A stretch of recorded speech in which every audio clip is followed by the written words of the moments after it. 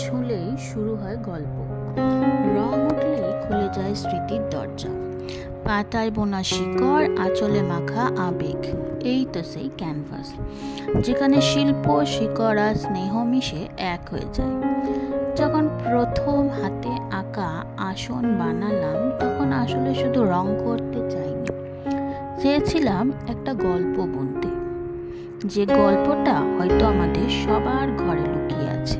মাদুরের কোণে বিছানো পুরনো আসনের গায়ে লেগে থাকা দুপুরবেলার মতো। তাই ভাবলাম আসনই হোক আমার ক্যানভাস।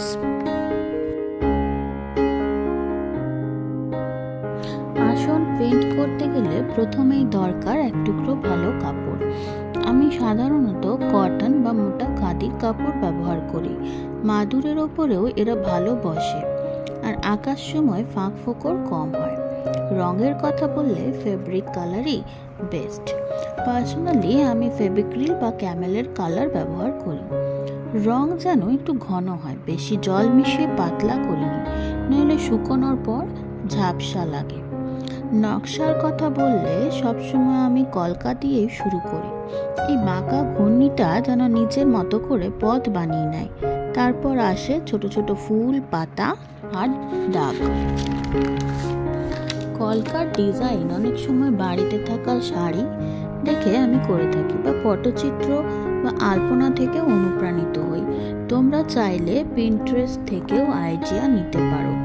পেইন্ট করার আগে আসনটা ভালো করে ধুয়ে আয়রন করে নিতে হবে, তাতে রং ভালো বসে। এরপর হালকা করে পেন্সিল দিয়ে ডিজাইন এঁকে নিতে হবে।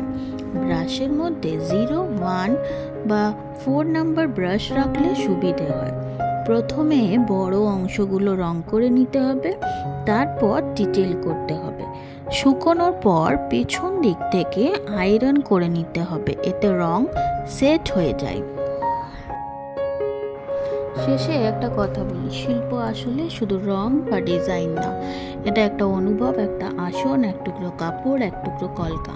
সব কিছুর মধ্যে লুকিয়ে থাকে একটা গল্প, যেটা হয়তো কারো ছোটবেলার, কারো মায়ের শাড়ির, আবার কারো জীবনের নতুন শুরুর। তুলির একটা টান, রঙের একটা ছোঁয়া, তা শুধু চোখের জন্য নয়, মন ছুঁয়ে স্মৃতি জাগায় এবং শান্তি দেয়। যখন আমি রং করি তখন আমি নিজের সঙ্গে সময় কাটাই। এই ছোট্ট কাজটায় যেন ধীরে ধীরে একটা ধ্যান হয়ে যায়। মনে রেখো, শিল্পী হওয়া মানে পিকাসো হওয়া না। শিল্পী হওয়া মানে নিজের হাতে নিজের গল্প বলা, রঙে, রেখায়, নকশায়, বা হোক একটা সাদামাটা আসনে।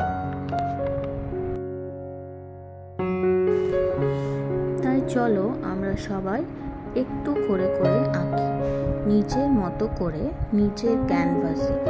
কারণ আমাদের সবার হাতেই লুকিয়ে আছে একটা শিল্প।